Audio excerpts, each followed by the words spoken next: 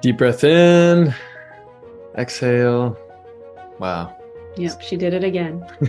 We had another amazing conversation with our dear friend SIMRAN, who I've only met over online. I guess both of us have, right? And the power of her words and presence and her tone and how she speaks it just speaks to your soul, and it's one of those conversations that you just have to experience. It's like, when you're listening to a song and it just gets you into this state, different emotions and different curiosities and all of that. It's like the whole interview is meditation. Yeah, exactly. It's like you get put into this trance and all these things start to bubble up inside of you, not in an anxiety kind of way, but more of like, this, I have heard this, I know this, my deepest part of me knows this to be true. And it was so good. Yeah, so good. And that's all we're gonna say. Yeah. It's a celebration. Yeah. So you just have to show up and listen. This week we are going into part 2 of a conversation that I had with Doctors Nick and Sonya Jensen. They are the hosts of a podcast called Health Ignited, and I think that you will find this week's conversation as rich, beautiful, and compelling as you did the last one.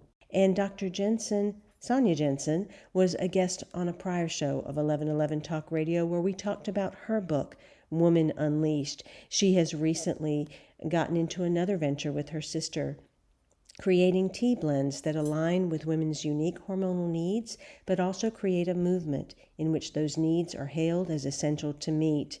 Tula Teas are blended for balance and curated for comfort. Find out more about Drs. Nick and Sonya Jensen by going to drsonyajensen.com. That's drsonyajensen.com. Now, enjoy the show. Well, we feel blessed. We get a chance to connect with our dear friend SIMRAN again on this podcast because she's just recently released another one of her gems into the world. Right? It's her second book in her trilogy, and we interviewed her just a little while ago about the first one called Living. So if you haven't listened to it yet, please go back and listen to that episode. I sent that episode to many friends, and the response that I always had after was, wow. So it's a must listen. So I'm really excited about our conversation today around Being, which is the second book that she's just released. Yeah. So thank you so much for being here, SIMRAN. I've been looking forward to being back with you both. I love the collaboration between the two of you and your energy and richness, and most importantly, your authenticity. I think what you're bringing to the world with your true heart and voice is very powerful and a needed example. Well, it means a lot coming from you, SIMRAN. It's funny because like the feedback that we got on the first episode, people are like, who is this woman? How she's speaking so deeply into my soul when she's speaking. And yeah, you have a gift. And we said this on the first podcast, reading through the words in your book, it was like reading poetry for the soul. It was so profound. And it's so clear. I mean, you mentioned authenticity.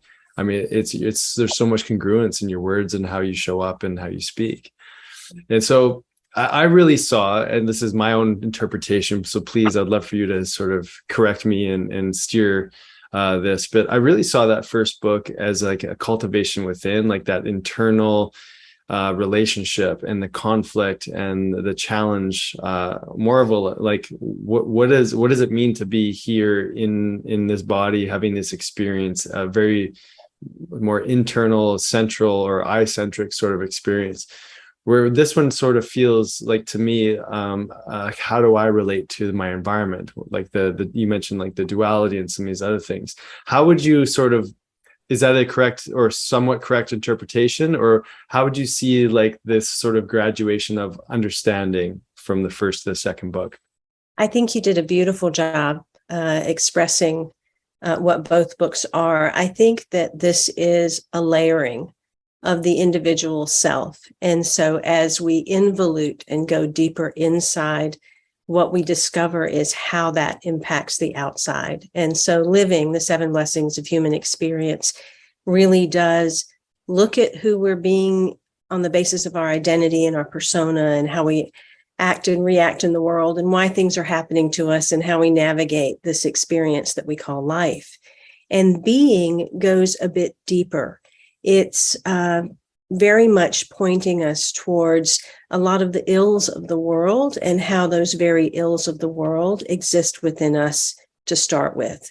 We are living in a virtual reality as real as it feels. But when we really get that the change is not in the reflection of the world, the change is here.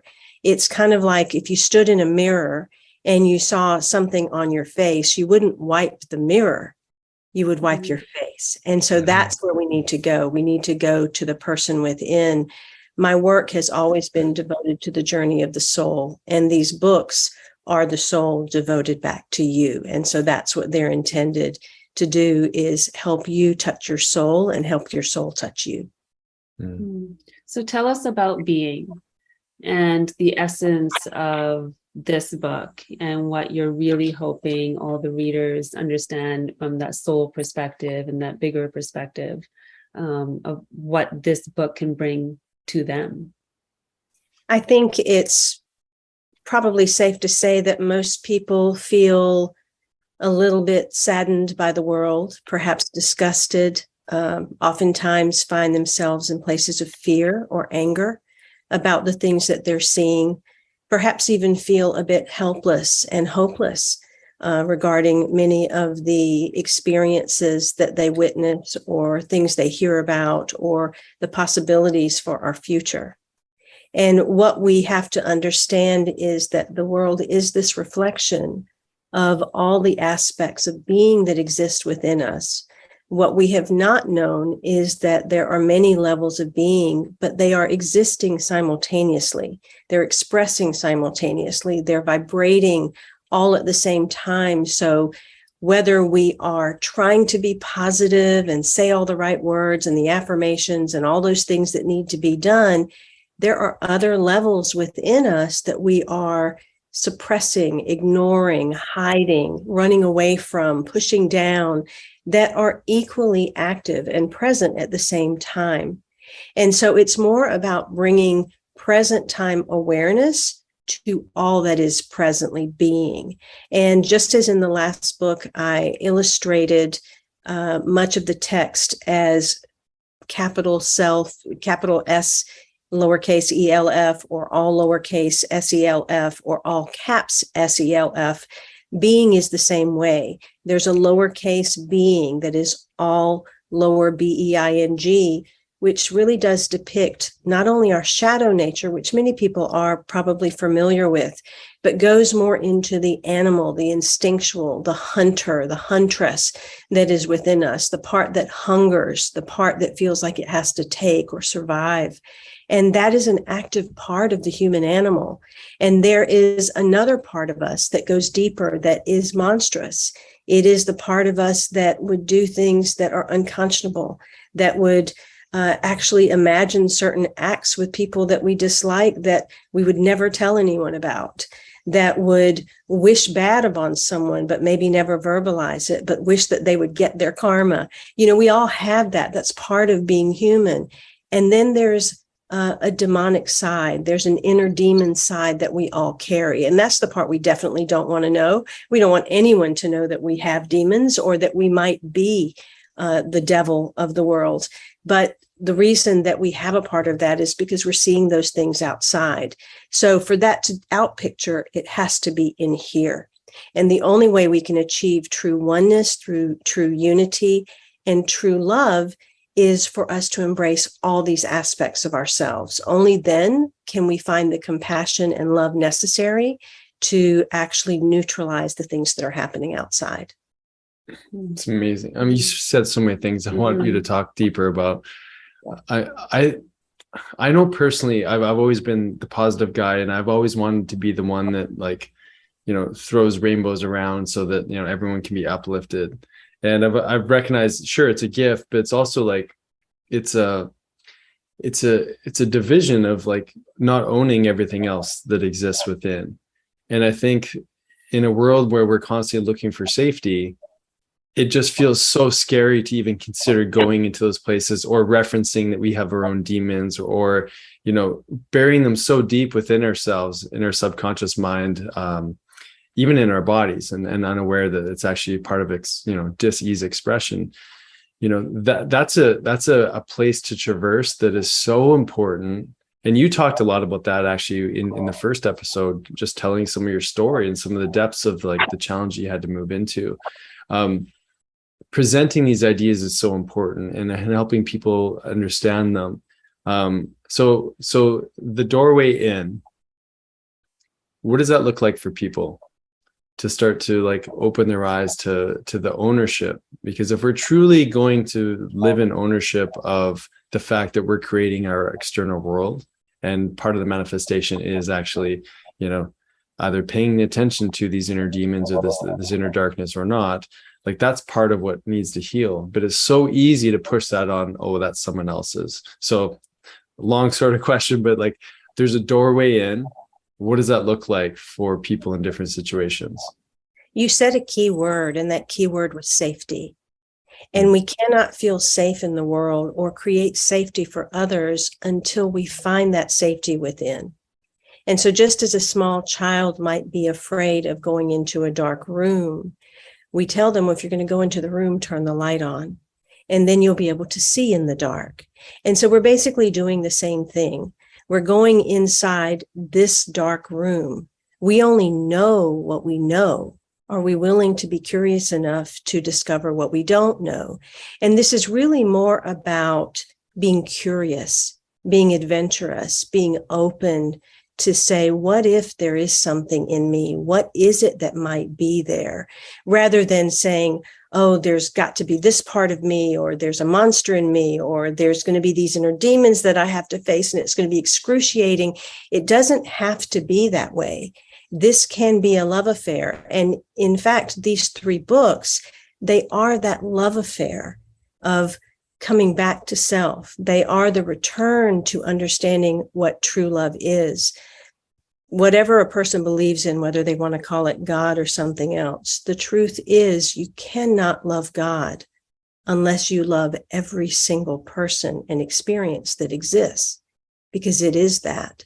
And so what we are saying is, can you get to the place where you love every aspect of yourself? You're saying that you're always the positive one, the one that, wants everything to have the rainbow on top of it. But what does the rainbow come from? It comes from the storm. It comes from the rain. It comes from all those things that are the combustion and the friction and the constriction that have to create that energy to create the beauty. And the very same thing exists with the different levels within us when we are willing to face them and what they have faced in terms of combustion and constriction and the pain that they have held. Then we start to see the rainbow that shines from those various aspects of us. And in order to do that, we first have to embark on the illusions that we bought into, because those levels of being only exist because we suppressed the truth of who we are, and we bought into these illusions that life, that family, that culture, that conditioning had us believe. And we started conforming and living by those standards, believing that that was the truth, when in fact it is not. And so as I move into these 7 illusions, you do have to stay in that elevated big picture viewpoint, because these are not things that the small mind can look at and understand. They're not things that the identity will necessarily go, oh yeah, that's an illusion. It's going to have to require that overarching view of, could this possibly be an illusion? And where did I buy into it? And how does this and every other illusion that is talked about here really run my life and make every choice for me, instead of me going down into my gut and my soul and making those conscious choices? I know you want to jump in. There's something so important about what you said, and I'd love for you to like just clarify for me to help understand this as well. I feel like when we're seeing, we're being invited to see the illusion, the darkness, the challenge in life, it's hard to, I think for most people, to not still be stuck in that small me identity, right? So what I'm hearing you saying is you actually have to invite in like this multi-sensory part of yourself. I mean, that's the way that what's his name? Gary Zukov. Yeah. Say it a little louder. Gary Zukov. That Gary Zukov talks about, like we have this 5 sensory being, and then there's a super sensory, multi-sensory being. What I'm hearing is the invite is, do we first have to step into seeing that this physical body is not necessarily who we are in its totality, that we have to actually accept that there's maybe something larger than what we're relating to start to be able to see things. And that's maybe where we can feel safety. Because so many people just don't feel safe in their body to even go like, it's too scary to even look at that stuff. So well, and maybe you can articulate that. This is a process of embodiment. So there are 2 things happening here. And that's why these books were written as 3 books, because they are the different aspects of self. One thing we're doing is we're embodying more deeply the aspects of ourselves that we've never known. Mm-hmm. And so this book is completely about our self-absorption, our self-obsession. It is completely about the little me that needs everything. It is in your face about how self-absorbed you are. It's in your face about how self-absorbed our creator must have been in order to see itself in 8 billion beings. Talk about self-obsession and self-absorption. That is it to the divine nth degree. So we have to be as narcissistic as the one that created us, right? That has to be elements of us. And for us to deny those elements would be to deny the divine that created us. Now, many people might get triggered by what I just said, and that's okay, because only when we are willing to see the divine and oneness as all things can we start to understand that we are that big, that we have the capacity to be all things as well. And so from that little teeny tiny place, simultaneously, we can have that overarching view at the same time. And this illustrates how we became separate, because you are going to literally be embodying, separating into the small me and separating into the larger me while witnessing it from the human you. And you're going to see these 3 parts. And by the time the 3rd book comes around, those 3 parts merge together. So there's a very definitive process that takes place as you move through these texts. And it illustrates in a very sensory way the way that you separate and come together, the way that you embody and the way that you're out of body, the way that you look through the lens of these eyes and only see from this form, and the way that you can move from these eyes and I'm able to see from what it looks like from Sonya's eyes, or what it looks like from a tree, or what it looks like from the amethyst that's behind me. I can look at this room through the eyes of that amethyst. Only when we are willing to realize that we are everything, we can expand to the greatness of all that is. But to do that, you have to be self-absorbed first. You have to go back and take in everything that you have diminished and called separate. Love that. Yeah. And, we're sold a story from a very young age, and we see the illusions, and we're told that the illusions are truth. And that's the dream that we have to move towards. And so my question to you would be, like, I have an opinion of like where that starts. Like, I feel like it starts the moment the soul decides to come in after conception, that there's that initial separation. And now all of a sudden it has to go into this physical form. And then the physical form comes out, and we're developing the ego, we're developing the identity, we're looking at the world and from all these different lenses. But when my witnessing of my children, when they've come out, like there's this like wonder, there's curiosity, they're stepping into their demonism whenever they can, and they're not apologizing for it. And, they're just being. And then over time, when they've been sold a story, that changes, like something shifts in their eyes. And so what have we done as humans, whether that's in like how we're communicating with each other or behaving, that's shifted that? Because I feel like we're born with that, and then it's lost. And so how can we change that? Yeah, that's why in living, there are 7 blessings. And the very first blessing is actually the blessing of life. Mhm. And that is where it starts. And so with each correlating blessing, there's a correlating illusion. And then in the third book, there will be a correlating grace. So the correlating illusion to the blessing of life is the blessing of time. And so when babies are born, they are timeless. They have no sense of time, of past, of future. They only know presence. And we see that. And that's what creates wonder within us. We're awed by it. We want to capture it. We want to bottle it. But what we start to do is go, oh, the child is now 1 month old. And now the child is 6 months old. And now by the first birthday, they've walked. And they said their word by this day. We start to incorporate time into their life. And so they start to live by time. We celebrate their first birthday. And they go, oh, first birthday. They may not be conceptual at that point, but they know that it's a marker of something.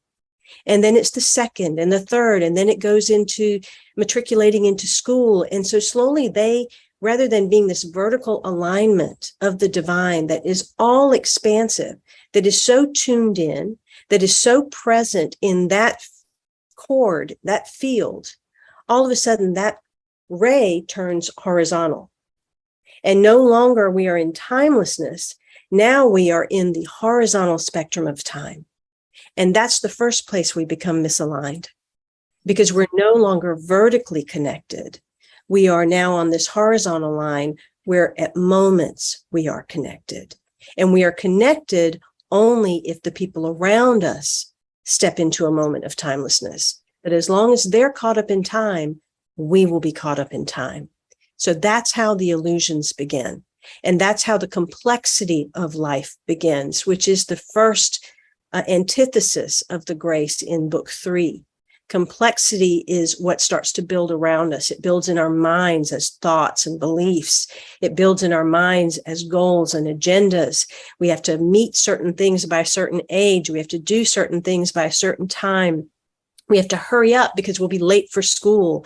All of these things create not only this complexity that is going on around us, but it creates this complexity inside of us. We become burdened by this web of things that are no longer the simplicity of just being present.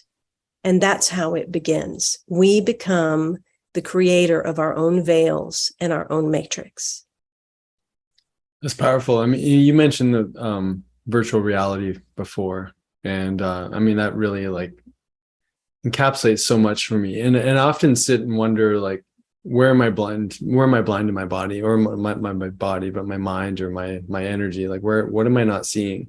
And just what you just described there of this illusion of time and going from a vertical orientation and connection to horizontal one where we sort of access it from time to time. I can't help but feel like, I mean, this is part of this like virtual reality structure that we're in. And so many of us buy into it. But it's also a stepping point to recognize that, well, that's part of like the darkness or the duality that I'm not witnessing right now. And it's on autopilot. I'd love for you to speak a little bit more to this scenario that we're in as a virtual reality, and like where we can become more conscious of it. Because just having a conversation like this, I recognize how much I'm like keeping my kids on a specific schedule through the day, myself, like how do I organize all these things, like what does my like weekly schedule look like, and everything's organized around time. And I know that's one of the illusions in this book too. But I'd love for you to speak to like just this virtual reality that we're in, because like time is a huge one. Yeah.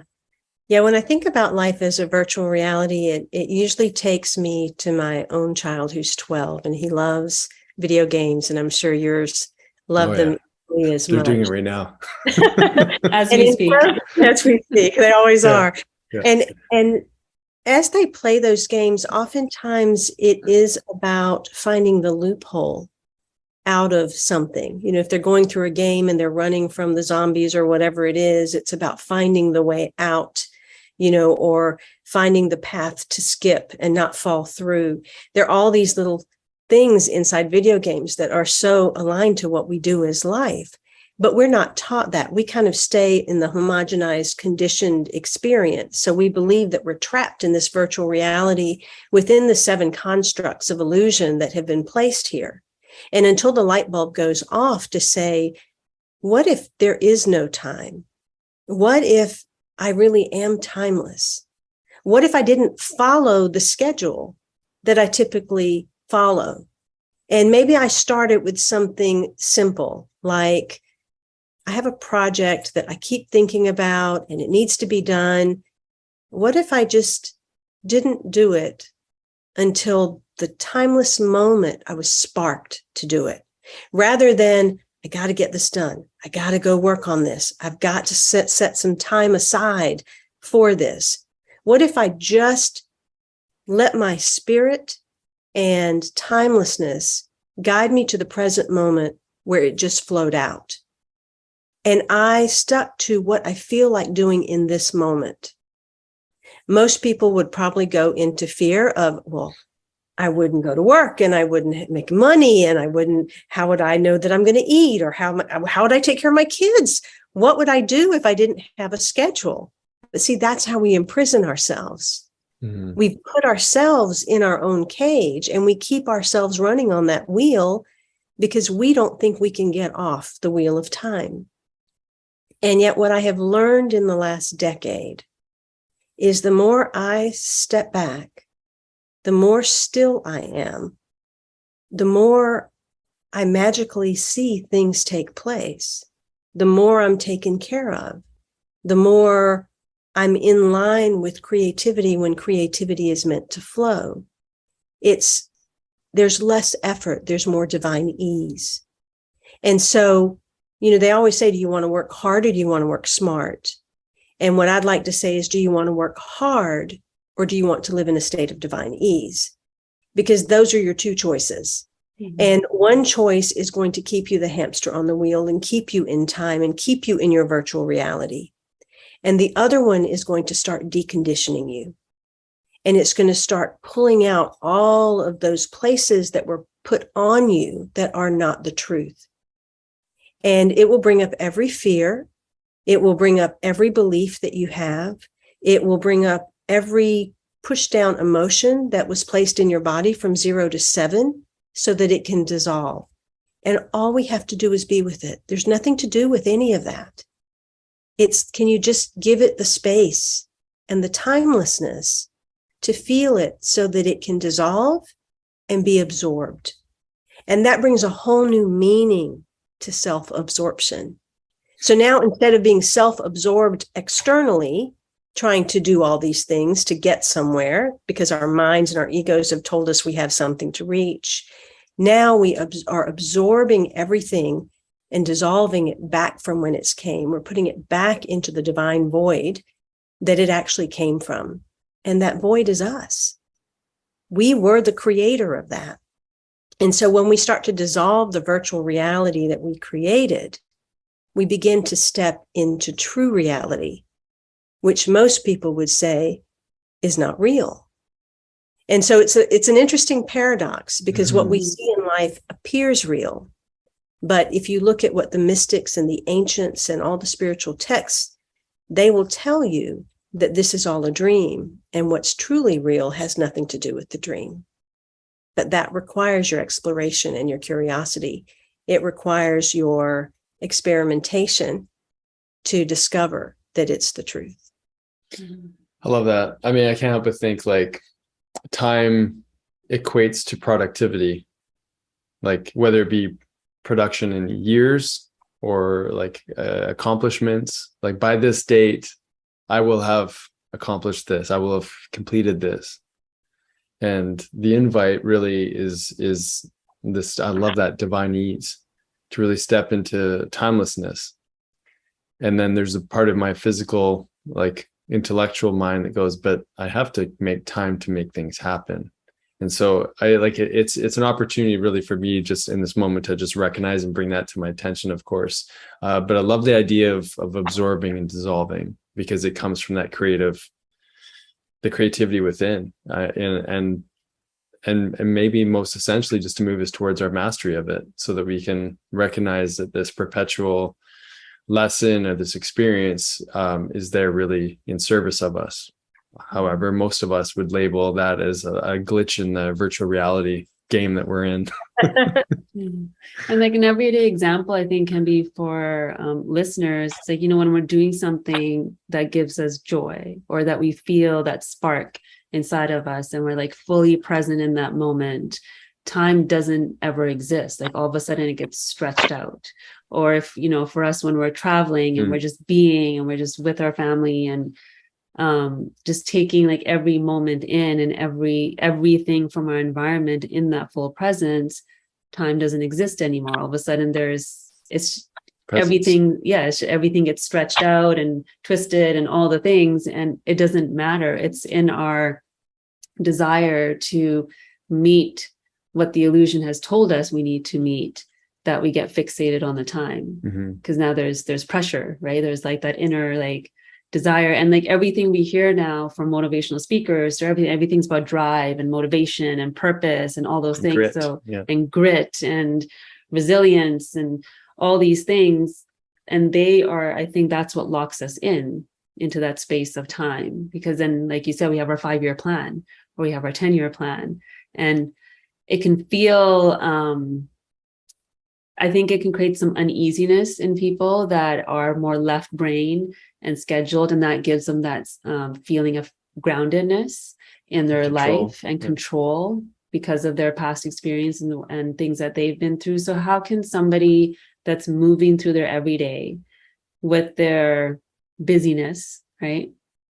How can they take space or create space to bring into just awareness that this is happening? I know Nick asked a question kind of like that, but maybe I'm asking for more tangible somethings that people can bring into their life so that they have that experience. Yeah, both you and Nick alluded to one of the other illusions, and all of these build on each other. There's no order to them. There's no hierarchy to them. They just all exist, but they are interwoven like a web. And one of those is the illusion of identity. And so when you talk about the goals or the 5-year plan, or I need to attain this or achieve this, what you're really doing is building out an identity. You've created a figure in your virtual reality, and you have a destination that you want it to reach. But what you don't realize is that identity, and every thought, word, and action of that identity is responding to its inner wounding. Everything you're creating has come from a place of wounding. And so it can only perpetuate the same type of experience over and over again. If you look at the majority of people in the world, they've chosen a career based on a wounding of the past. Every action, every step, it's from that. And so that's how the illusion just gets bigger and bigger and bigger. Now, there's nothing wrong with identity and goals and all of those things. What you have to determine is, are you here for your ego, or are you here for your soul? Because those are two entirely different paths. Your ego will send you down a scenic route. It will have you encounter all kinds of things. You can reach all types of destinations. You can even go as high as the stars and become a star. And it will have its own set of complexities, own set of blessings, those alternate blessings I talk about in book 1. You will find all of those repeating over and over and over again because you followed the path of ego. If you're following the path of soul only has one destination: to return to itself, the fullness of its expansiveness. And that means to slowly dissolve all ego. And that sometimes can be a challenge for people, because you'll go through this place of, but if I'm not that, who am I? And when you make that commitment to start dissolving ego and truly align with your divine presence, life will support you in pulling away the things that keep you in the place of ego. Your fighting of that is the suffering that takes place. And so identity is that illusion that keeps the time construct going. And if you're wanting to slow down, then you have to look at, why is it that I want what I want? And most of the time, our identity is simply because we're trying to feel significant. We're trying to feel as if we mattered, that we came here and our existence meant something. And that is the purpose for identity. But what if it means nothing? What if none of it means anything? What if there would be greater meaning in you just having a great time? If you living the life of your dreams, if you putting your time and your energy in the things your body wants to put energy into, rather than forcing your will all the time and feeling the heaviness and the tiredness that keeps coming on the body. Most people feel so tired all the time because they keep pushing their body and their spirit towards things they really don't want to do. But they've decided that it's because this is my identity, I have to do this now. Because I've built this business, I have to carry it on now. So they, again, lock themselves in even more cages. And rather than attaining this freedom that they're looking for, they don't realize they're sending themselves in the opposite place of freedom. And it all comes from simplicity. We have to start separating away all of these things that we've bought into. The other one that you happened to slightly mention, Sonya, was when you talked about a lot of these marketers talking about, killing it or going to the, fighting for what you want, and all of that. And that's the illusion of war. Mm-hmm. Mm-hmm. That is part of us, sitting in there and trying to take what we think is ours, trying to dominate. And that's the other illusion that really causes great destruction. It's why we see so much fighting in the world, because we don't realize how we're fighting against one another and fighting against the spirit. How we have come to believe that if we don't go out and get what we want, we'll never have it. And that's one of the greatest illusions of all. We look all the time in nature and it's provided for. Mm-hmm. We can look at a baby, it's provided for. But we have to trust, we have to relax, we have to open back up into our yin. And that's something that both men and women have lost sight of, but particularly women have gotten completely away from what it means to be receptive, what it means to be their true feminine. Mm-hmm. Yeah, the art of receiving and not really being modeled that through our environment. And when we are in a more patriarchal world and we have these things we have to live up to, it's easier to be in the yang. It's easier to be in that state. And that is that state that, especially for women, just speaking from my own experience, is the state that creates frustration because we know we need to step into the yin. And yet we hold ourselves over here because we find that it feels like when we're stuck there isn't a way to go there. Because if we do, we lose something instead of looking at it as if we're going to gain so much by just being. It's like using that example of nature, that it doesn't have to do anything. It's just being. And how do we discern between that? I'm just thinking of an example just on the weekend. So last year I applied to do a TED Talk and almost made it and got the feedback, please try again. It was between you and somebody else, and make sure that you put your application in again. And then the woman that was part of that committee asked, I'm like, well, what was some feedback? And she's like, the thing that was just missing is you need to be a little bit more aggressive.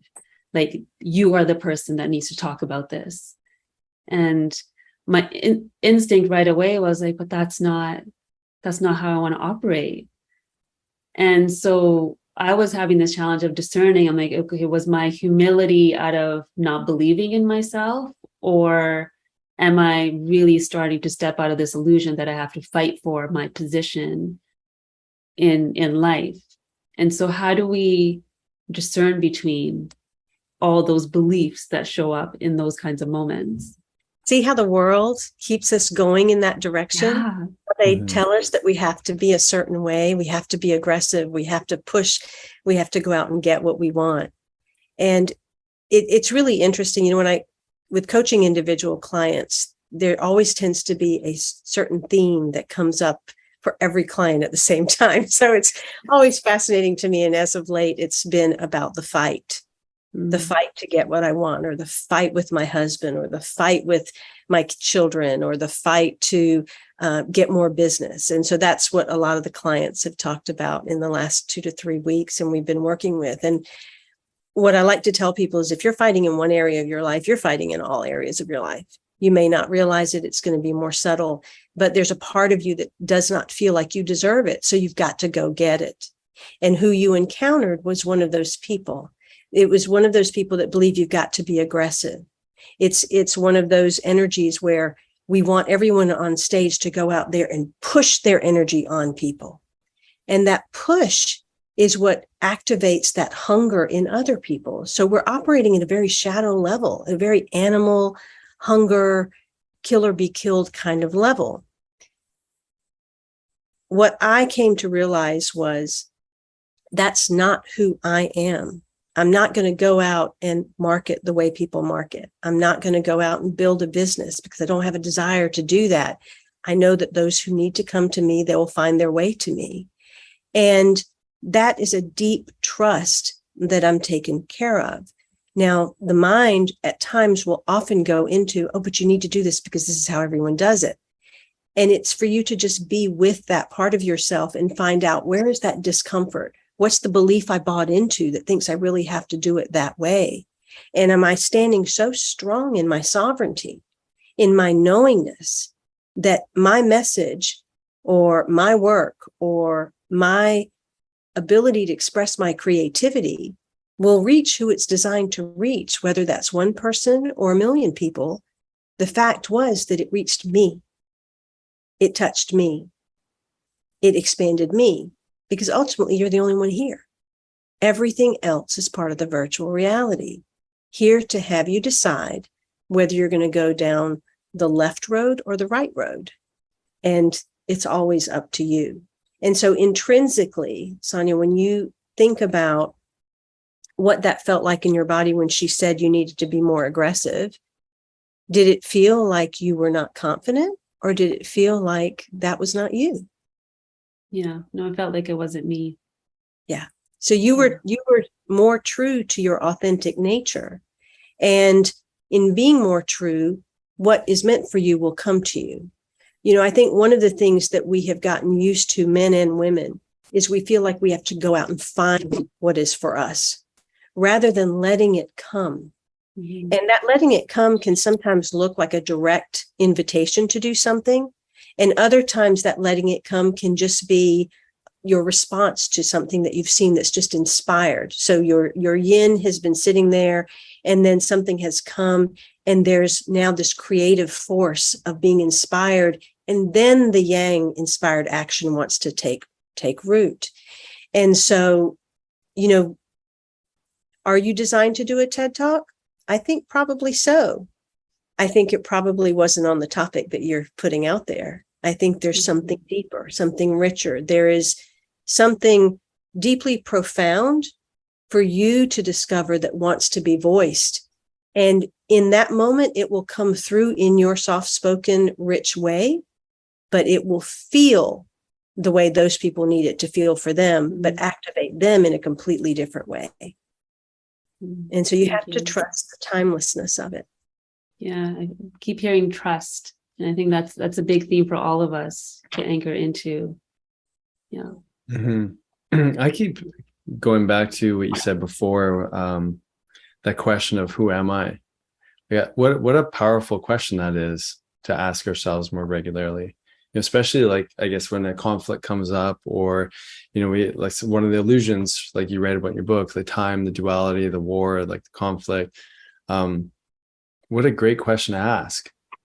Because usually, like you mentioned, we're usually asserting or answering that question with, well, I'm the doctor, I'm the mom, the dad, the whatever. And so that role takes this action to this particular completion. But when we ask the question, well, who am I? Like, I just feel like that's sort of like a wonderful doorway into the beingness of the experience. Because all of those things are masks, you know, right. The doctor, the father, the mother, the business person, the writer, the author, the speaker, those are all masks. Not one single piece of those is true. It's like Halloween every single day. What's behind the mask? You know, can you give it shape? Can you give it form? And really, if you took all the masks off, you can't.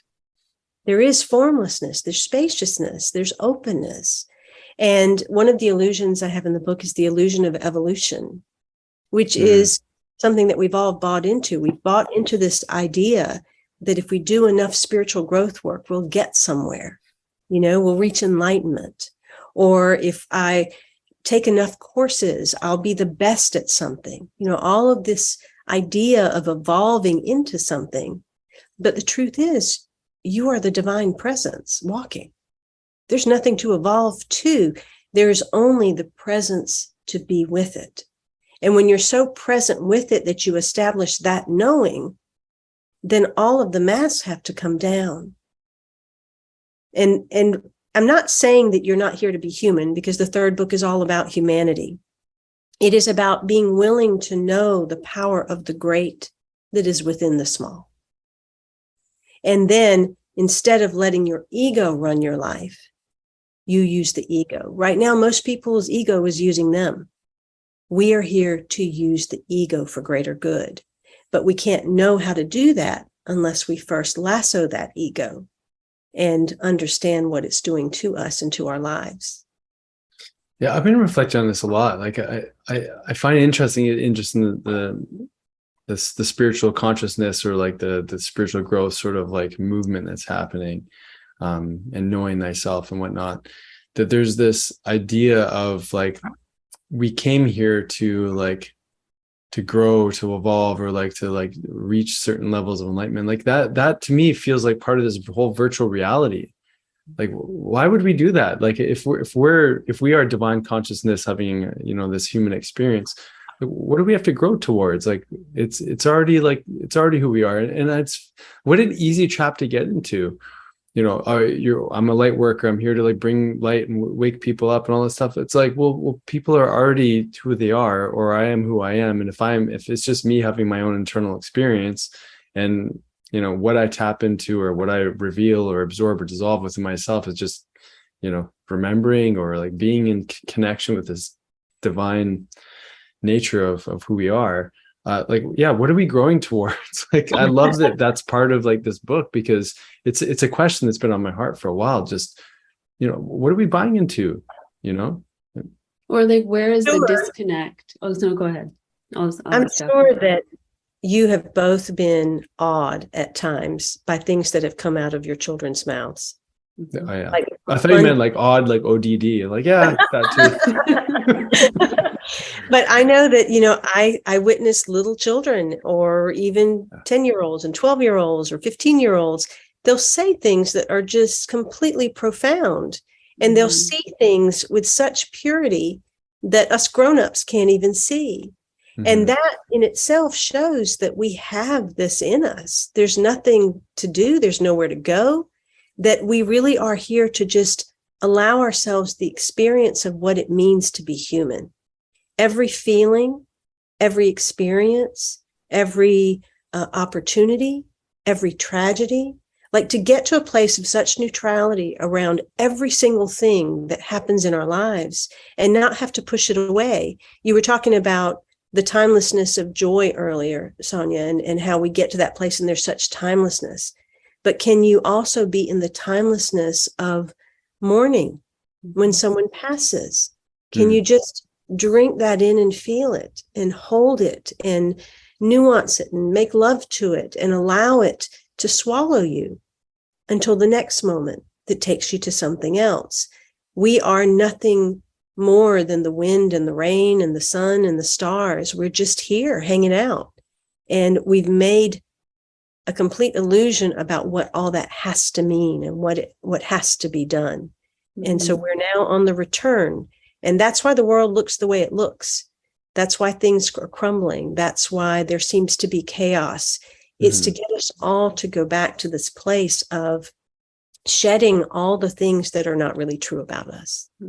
Yeah, you answered the question I was going to ask. I feel like it's in that feeling of detachment that there's this longing to look for the light worker, or look for that guidance, or look for someone to tell us that there's a reason for the suffering. There's a reason for this, but I think that is starting to dissolve. And in the dissolving, in this transition, there's, like you were saying, chaos, because the human mind can't fully grasp it because we still have the illusions right here. But the soul is starting to, I think, speak up, or the whispers, we're all hearing them a little bit more, that it's just about the remembrance, that the connection's already here. We're not disconnected. It's here already. I'd experienced it as a kid. And I reflect on this often. I don't know how old I was. It must have been like 6 or 7, maybe 8 years old. But I don't know if I was in a dream or having some sort of connection or communication with something. But I was in this void, this blackness.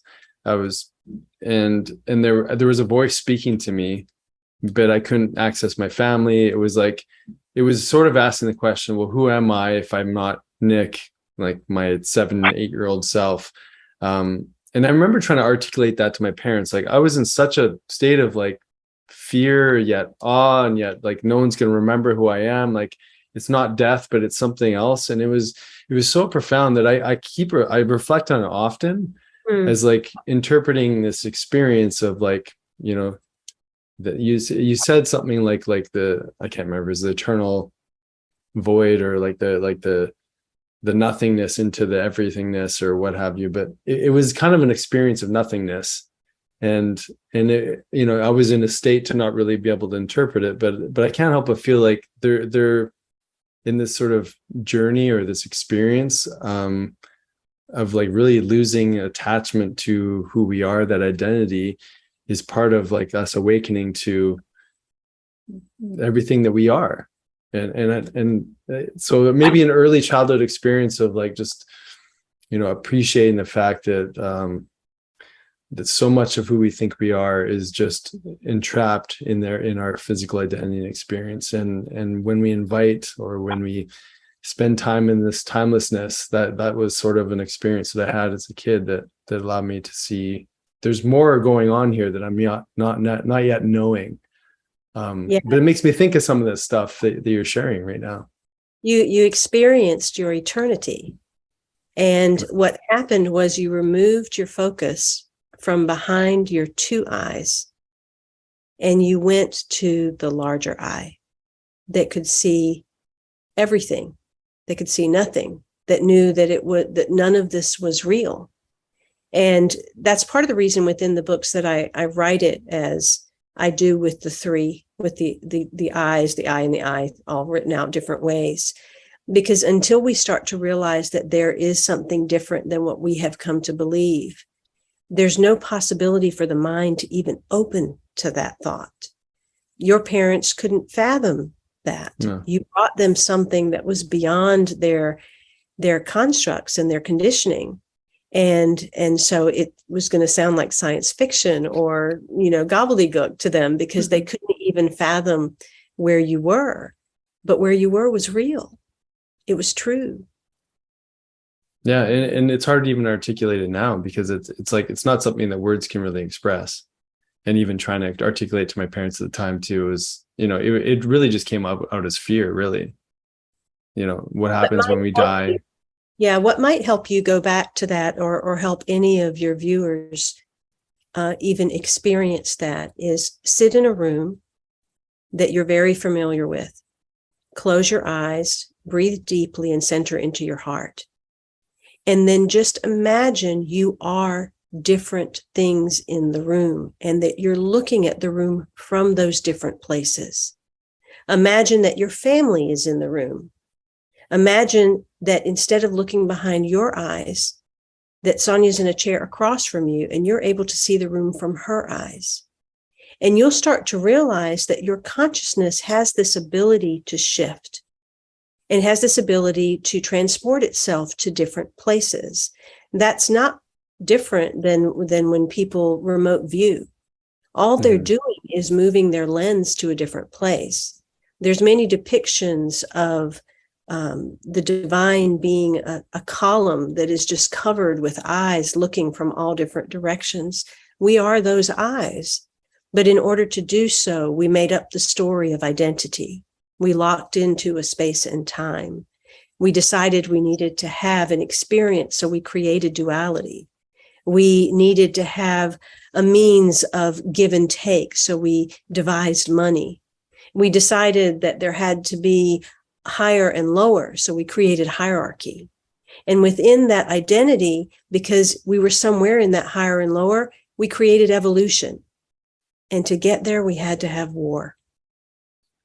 And yet all this time, we were just a divine child playing dress up, making up a story, just like our own children do. Mm-hmm. Yeah. I mean, such like great teachers, right? If we really observe the children and see how they witness the world, because they can do it from so many different angles. You were talking about, when kids say things and it makes you like pause often. My oldest one day, you being from the same tradition, he was confused about Lordy, like what's happening here? There's a celebration, and often, the way it's practiced here, it's just for boys when the boys are born. And he could see that I had emotion behind my description around the whole thing. And then this is like weeks later, all of a sudden, one day he's like, what if it's just because it's a celebration of, because in one village, everybody had the same last name and that's their identity. And they wanted their identity to keep going because the women, they change their identity when they get married and they leave the village. So what if it's just that? And he just had no emotion around it, nothing. And I'm like, okay, yes. Yes. Thank you. What brilliant. See? Yeah. I'm like, yes. We just get so caught up in all the illusions and carry these stories. And yet they're just able to like, what if it's just this? Yeah. Yeah. Yeah. What an interesting way to see the world, right? Like we often just assume everybody sees and interprets the world the way that we do. Mm-hmm. And then you get these little, personal experiences that feel more real than the world that, that you're in, or you hear stuff like that, read your books and you awaken to these deeper insights. You start to go, well, that's real too. Mm-hmm. Right. And like, what are we choosing to label as real? Mm-hmm. And I don't know if like people listening are feeling this with this episode. It's like, I almost feel like I'm in a trance when I talk to you. Always. Always, because I think it takes you to this space of the vastness instead of here's a protocol, here's what you should do, here are 5 steps of looking younger, beautiful, right. It's this like there's this story, and I think artists, musicians have this way of expressing these deeper things. Poetry, writing, so that we can, I don't even want to use the word understand, but access and digest and all what we actually need, mm-hmm. not what we've been told what we need. So thank you for bringing that to us. That's very, very sweet. I would like to tell people to do more nothing. Yeah. But that is really the greatest practice you could have, is do more nothing. Be with more of everything that occurs in your life, and don't act. Just be with it, feel it, embody it, let it consume you. And in that, you will have your own discovery. My books are guides, but in each book I tell people, go through this, but have your own experiment. See it for yourself, because it's tangible. It's something that you can hold. But you have to be willing to savor it with every part of your being to let it really reach inside of you and show you something. Mm-hmm. Thank you. So on this path that you're on, in writing, one could look on the outside and go like, SIMRAN, you're just trying to teach the masses, like, you're sharing your stories to awaken people. Like, how do you articulate what is that you do? Because like, I don't even know how to put into words, really. Like when talking to you, it's like here's an invite, but like, how would you articulate what is it you're doing on the planet?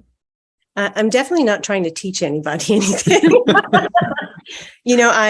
I would say to anyone, don't go to any teacher or any workshop or any practitioner or anybody to get something. Mm.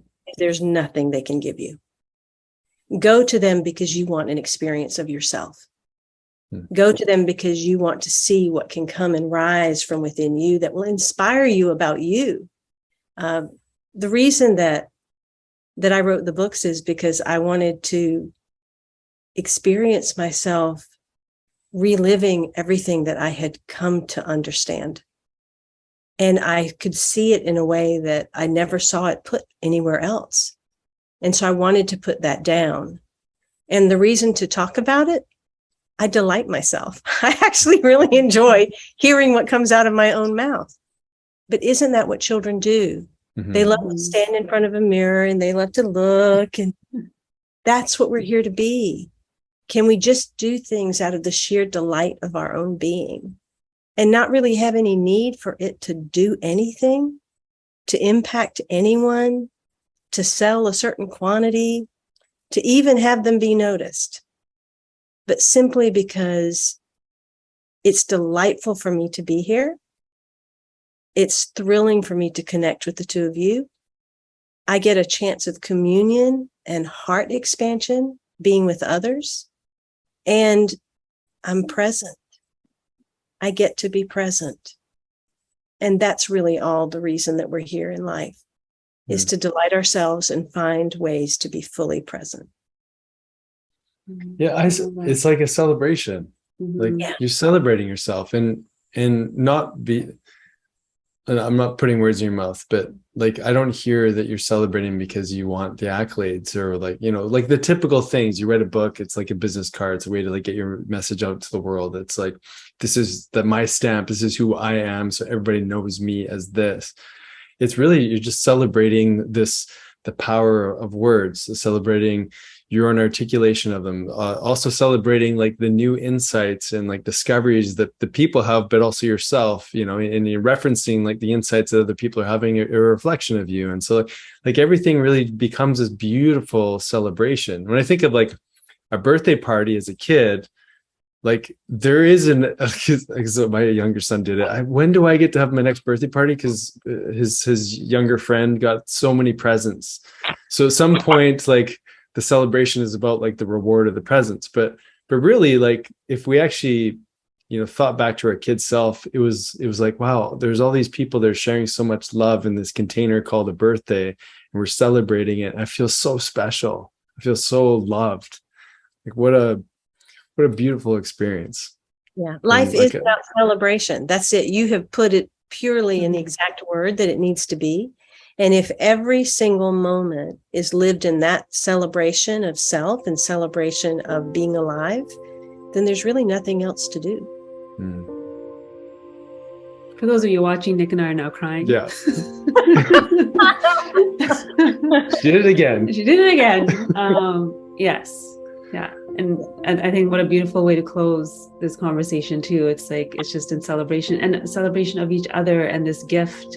And like you said in your first book, it was the gift of life. And I think if we're just in every moment in awe of that, in curiosity of that, imagine the joy we could all feel together on this planet. I just think it would shift the world. So thank you for all the work that you're doing. Oh, thank you for the time and the presence and just the chance to be in conversation together. Thank you. Thank you so much. Thank you for listening. I'm not only delighted to share more about my own work, but even more so delighted to introduce you to this beautiful couple and all of the work that they are doing. Go to drsonyajensen.com to find out more about her book, Woman Unleashed, as well as the new Tula tea blends that they are creating. And here's a little bit more from Nick and Sonya about what they do in the world and how you can be a part of it. Until next time, in love, of love, with love, and as love, I am SIMRAN. Be well. So I think there's been a lot of lessons that we've all learned over the last couple of years. And, you know, with all the different challenges and pivoting that people have had to do, we recognize that one of the core things that people need is community and connection. Right? Yeah. You know, we often talk about like all dis-ease processes, all discomforts, everything comes from a place of disconnect. And these last couple of years, I think that's what's happened for us is we've felt disjointed and disconnected in so many different ways. And community really is the only way to bring that back within ourselves, so that we can be in reflection with others and with an understanding with others too, and knowing that we're not alone moving through some of these transitions and challenges and all the illusions that we're in right now. Yeah. And so what we do to really support and create community is that we've got a Health Ignited membership group that we take people through a teaching and an experience and invite them into our fold, and we do this on a monthly basis. Yeah, it's a container where you get to know one another and you get to understand each other's stories, so that again you can reflect that story back to yourself and understand yourself even more, because really that's what it's all about, is that how do we constantly become more and more curious about ourselves so that we can step into that remembrance of who we actually are, not who we've been told to be and how we're supposed to behave. But really it's this invitation to be a part of this like club. We're calling it a club. It's a cool club, so that we can support each other. And it's just not Nick and I teaching, it's all of us learning from one another. Yeah. And so we meet monthly. We've got access to all sorts of different things that are inside our Dr. Jensen website, which are like do-it-yourself courses and protocols and all sorts of like fun, like intellectual but also applicable tools for people to access at their own ease. Mm-hmm. Right? So join us. We'd love to have you. And if you are wanting to inquire, you just go to drsjensen.com.